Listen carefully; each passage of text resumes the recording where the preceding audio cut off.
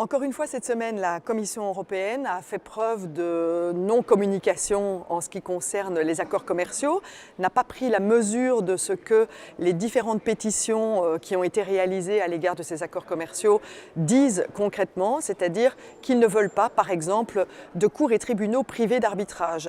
Et malgré tout, la Commission est venue avec un accord commercial, encore un, qui est l'accord Singapour, un accord commercial dans lequel il y a un déséquilibre total et une non-prise en considération, par exemple, de ce qui s'est passé lors de la crise financière de 2008.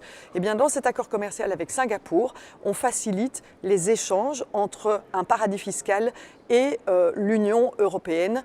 Et donc tout ce qui vient fragiliser notre système financier, on le concrétise, on le renforce avec l'accord Singapour.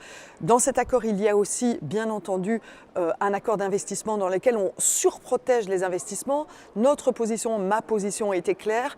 Il n'y a pas besoin de protéger les investissements avec des juridictions qui sont des juridictions stables. Et on peut dire que Singapour dispose de juridictions qui permettent de traiter correctement la question des investisseurs, comme l'Europe dispose de juridictions stables qui permettent de le faire. Et non, malgré tout, la Commission a proposé qu'il y ait une protection particulière des investissements dans l'accord Singapour. Et dernier point, bien entendu important, c'est qu'il n'y a pas de chapitre développement durable, droits sociaux, droits environnementaux qui ne sont pas protégés correctement dans le cadre de cet accord. Et donc vous ne serez pas surpris que je me suis opposée en commission commerce international à cet accord.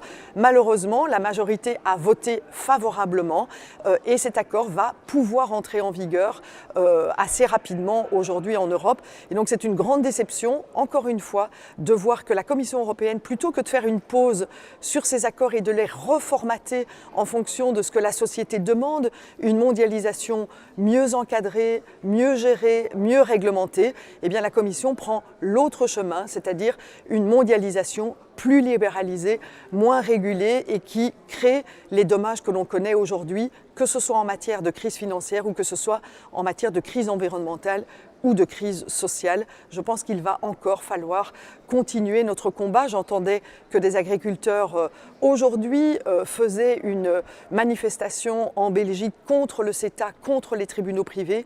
Eh bien, il y a encore matière à faire ce genre de mobilisation en Belgique, en Europe, pour avoir des accords commerciaux beaucoup plus justes qu'ils ne le sont aujourd'hui. Merci.